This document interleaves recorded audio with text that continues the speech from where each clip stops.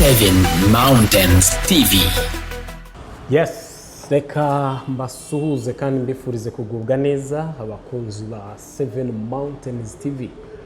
Meze mute aho muri hirya no hino ku isi, ndizera ko Imana ibarinze kandi ndizera ko Imana ibatije ubuzima. Nanjye ndaho meze neza, ndakomeye, ndashimira Imana kuko ubuzima nubwo ndahumeka, meze neza urebye nta bidasanzwe. So abatameze neza rero namwe ndabifuriza gukomera ndetse no kugubwa neza. Narababwiye ngo kenshi bisaba kwihangana ndetse bigasaba cyane cyane kwikomeza umutima, kubera ko ibihe niko bimeze.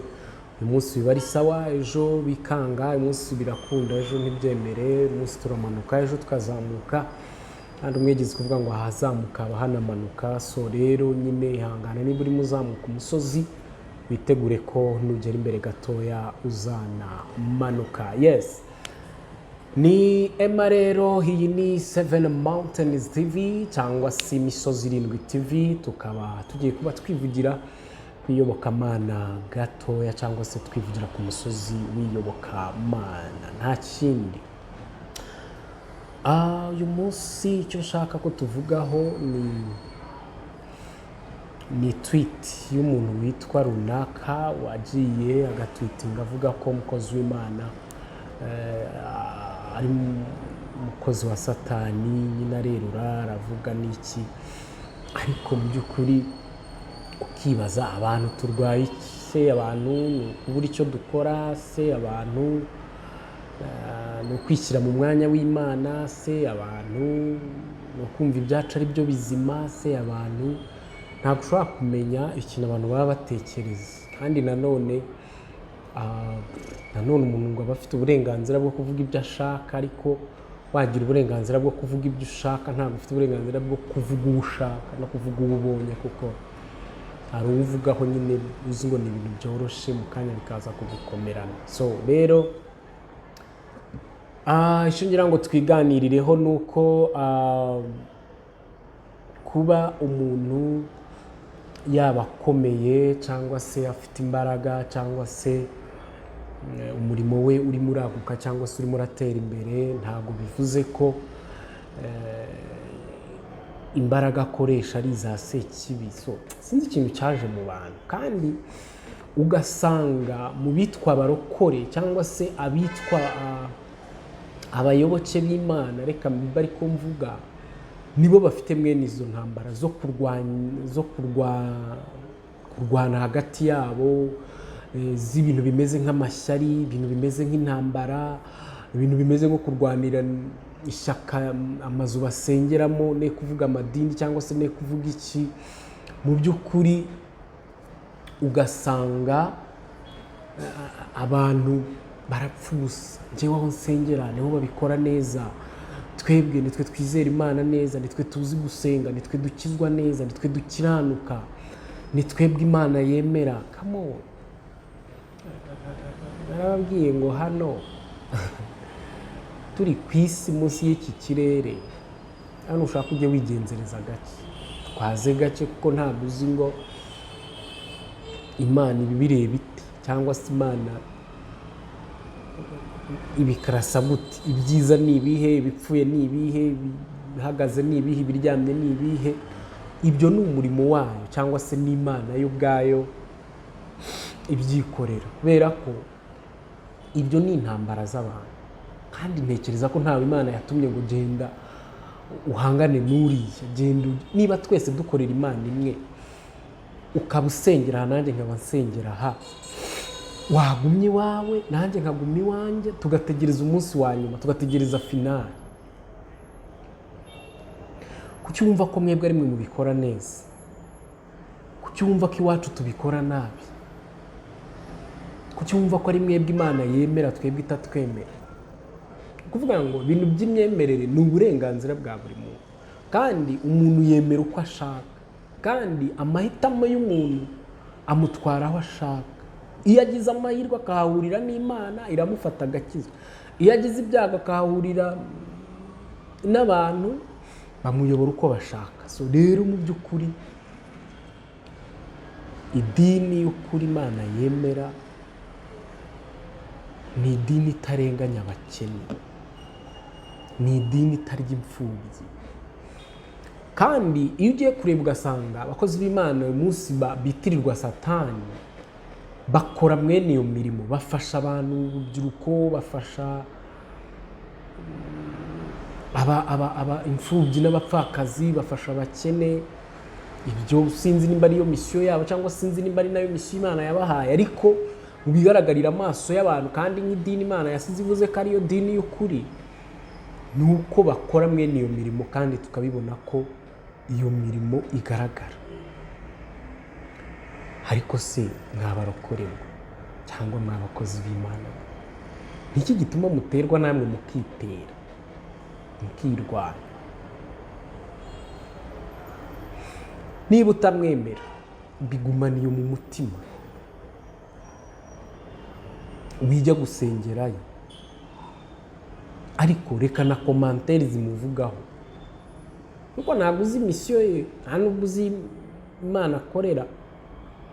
Kuko biratangaje kuba dusigaye turamya Satani mu bintu by'ubwenge tutazi. Kuko iyo wanditse iriya tweet ukavuga ngo runaka arazwi, ni umukozi w'Imana cyane, arasenga, asengesha, afite itorero rifite abakristo benshi n'iki, ugashyiraho iriya tweet, uyisomye wese agira confusion mu mutima. Iyo confusion Satani akayuririramo, akavuga okay, abantu bose abareactinze bakamutuka, abareactinze bakavugira uriya, ariko wowe bagutuka, abareactinze bagushyigikira, ubwo nyine mukaba muri mu mujyi umwe, hariya mwese murimo kumura praisinga Satani. Ubundi niyo misi y'abashaka. Kandi baravuga ngo igiti cyeze imbuto nicyo giterwa amabuye. Kozi b'Imana uyu munsi batwererwa Satani nuko ari bo bahagaze. Insengero zarafunze, abantu benshi ntibakibona aho basengera. Izo rero ebyiri zisigaye zihagaze kuko Satani aruzi nyine yarwanya agatsindwa, anyura mwenaho social media, anyura mwenaho. Ugasanga umupasiteri umwe yafashe kamera yitereka imbere, atotoye mugenzi we, uriya ni uwa Satani, akorera Satani, ni intumwa ya Satani, wenda bazamfunge, wenda kuki niba wumva uzarinda ufungwa, wowe ntunumva ko ibintu uri kuvuga nyine ari amakosa? Ntabwo wari ukwiriye kwanika mugenzi wawe, ntabwo wari ukwiriye guca imanza. Ikindi pasiteri yari akwiye kuvugwaho na pasiteri mugenzi we, nta umukristo usanzwe uri aho.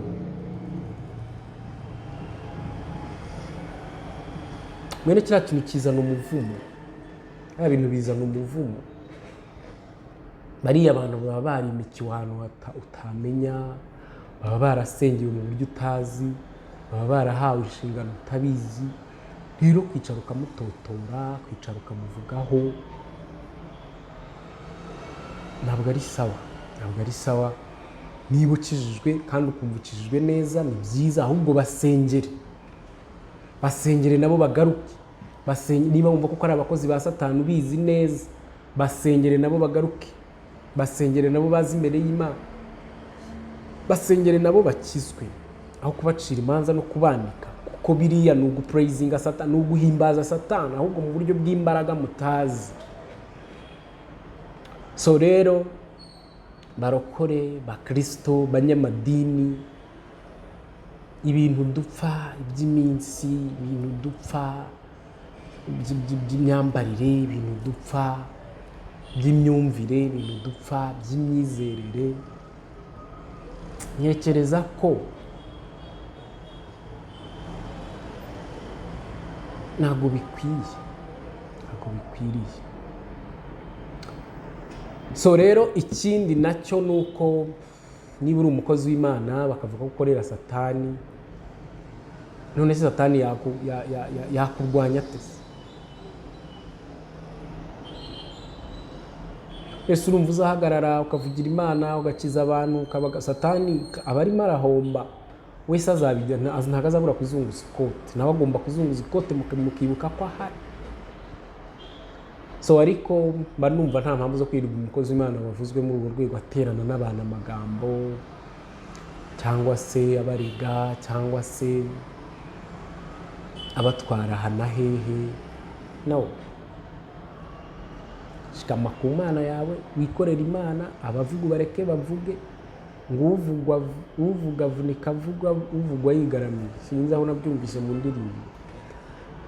Yes, ariko mu by'ukuri icyo naringamije nuko tudakwiriye gucirana imanza, ahubwo dukwiriye kwikoreranira imitwaro, dukwiye gusengerana cyangwa se dukwiye guhugurana no gufashanya kugira ngo turebe uko twazava muri iyi si, kuko iyi si dushwaniramo, isi turwaniramo byanze bikunze tuzagira gutya igihe kimwe dusange twese tudahari, kuko nta n'umwe uzamara imyaka 100 muri twe twese turaha.